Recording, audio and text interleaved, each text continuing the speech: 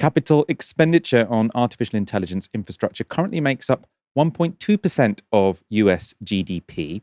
And that's a proportion of expenditure on one single technology, which is pretty much unheard of since the railroad boom in the late 19th century.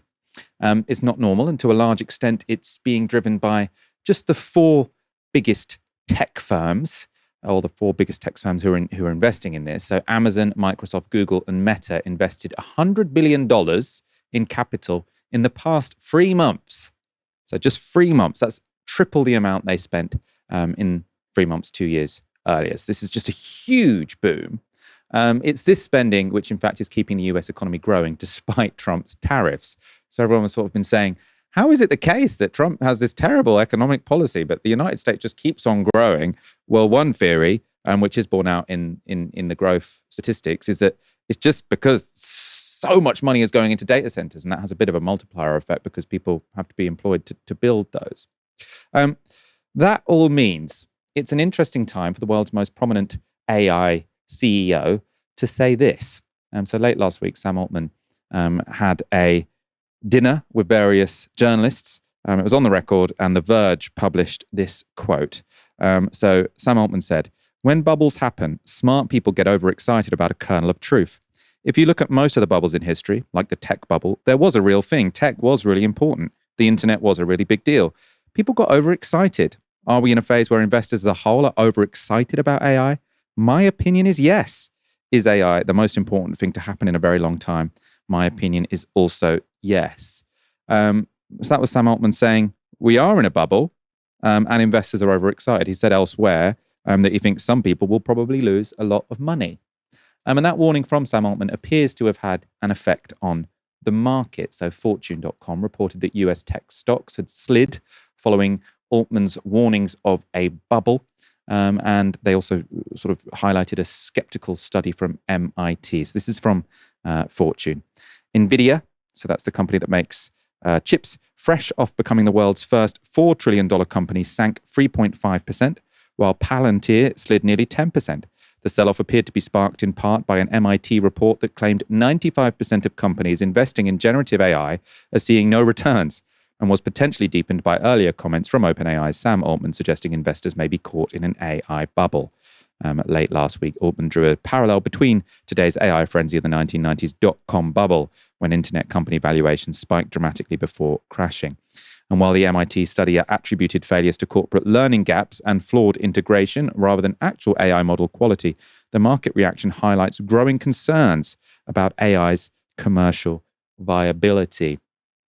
Helena, this is over sort of all the newspapers, all the financial newspapers, on sort of, Fox Business and everything this week. If you look on YouTube, people talking about the AI bubble finally popping. Do you think we're lined up for a crash?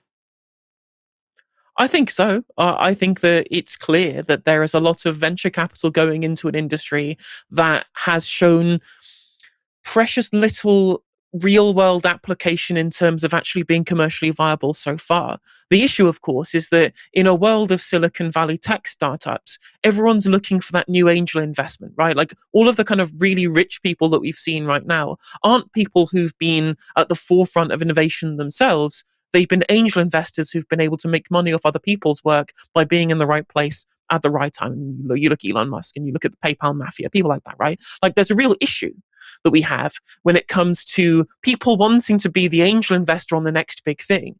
And in the tech world, the next big thing is how you be the person who owns the new thing that becomes private infrastructure, as in part of the economy that everybody has to engage with, meaning that there is so many future returns because the whole society will depend on it. For example, you look at people like the Gary Vaynerchuks of this world who became angel investors in Facebook.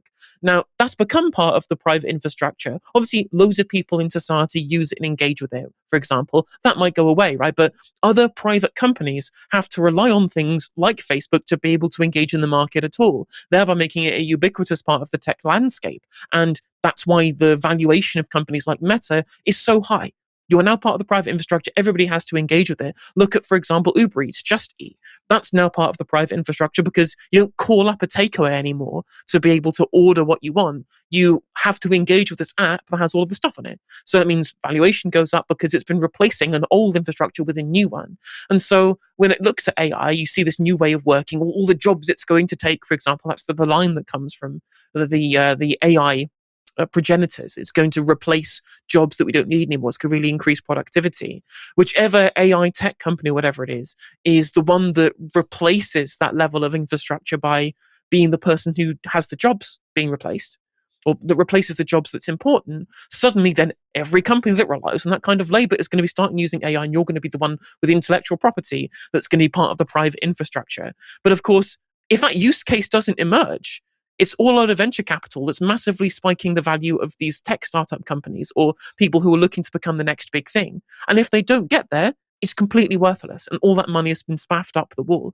And on top of this, you have all of the baseline level, which would provide the value for AI, such as NVIDIA, who provide the chips for all of these AI data centers and things like that.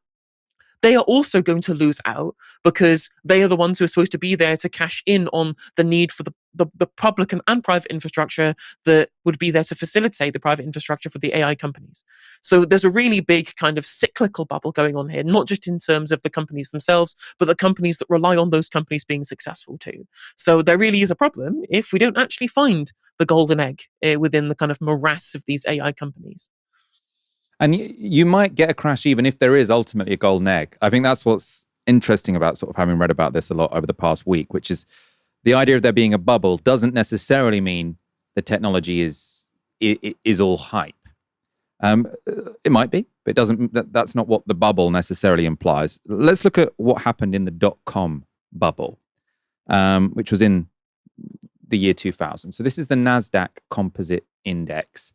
So it shows the stock valuation of the main tech stocks. And between 1996 and its peak in March, or its then peak in March 2000, you can see the valuation of stocks in the index increased by 5 times. And this is when everyone was really hyped about the internet. And then it fell to a fifth of the size of its peak by October 2002. So giving up all its gains during the bubble. So this is the dot-com bubble in 2000. People super excited about the internet. The internet is the future. They invest in all of these different new internet companies, which they think might be the next big thing. And then everyone realizes it's overvalued and the whole thing just crashes. In that crash, many online shopping companies, including pets.com, Webvan, and boo.com went bust, although I'm sure someone owns the pets.com URL now, doesn't it? Tech giants like Amazon and Cisco Systems also lost large proportions of their market valuations. Ultimately, though, companies like Amazon, of course, recovered and went on to be some of the most profitable companies of all time. And the dot-com bust didn't mean the internet wouldn't transform society and the economy. And then even on the sort of very, let's say, limited perspective of the NASDAQ index, look at how it's changed up till today. And so this is up until 2025. And you can see that with that huge increase in 2025, it looks a bit like a blip, what happened in 2000. Now, in fairness, it's a long blip because it took 15 years for the NASDAQ to reach its pre-crash level. But since 2015, and especially since COVID, tech stocks have soared and they're now worth 4 times what they were at the peak of the dot-com bubble. Of course, the speed and extent of that increase over the past 4 years does look a bit like a crash could be coming. I think it has a lot to do with cheap credit in the COVID period. Will the AI build-out, though, still change the world, even if there is a crash? And this seems to be what Sam Altman is suggesting. If there's a crash, don't let that make you think that AI is a dud. And he is still suggesting, in the same interview, in fact, where he said that this might all be a bubble, he said this about data centers. So he said, you should expect OpenAI to spend trillions of dollars on data center construction in the not very distant future. So he's saying that this might be a bubble, it might pop, but also we're going to spend even more on data centers in the near future. And on a recent podcast with Theo Von, Altman had this interesting exchange about data centers. It starts to make our planet look like a software board, like a... It does. You know, when you see it from the air, I was really struck by that. I was like, this looks like the motherboard of a computer. Yeah, it looks like the motherboard of a computer. You start to see like how the planets in like a lot of these like sci-fi movies, a lot of them have that R2D2 look on the outside of them because they've been covered in data centers. Yeah, which is kind of wild. Do you know where we're going and you're not telling us? Do you know what's happening? I don't. You promise, dude. I don't know. I mean, I have all my guesses. Like, I do guess that a lot of the world gets covered in data centers over time. Do you really? But I don't know, because maybe we put them in space. Like, maybe we build a big Dyson sphere on the solar system and say, hey, it actually makes no sense to put these on Earth. Yeah. Helena, does that make...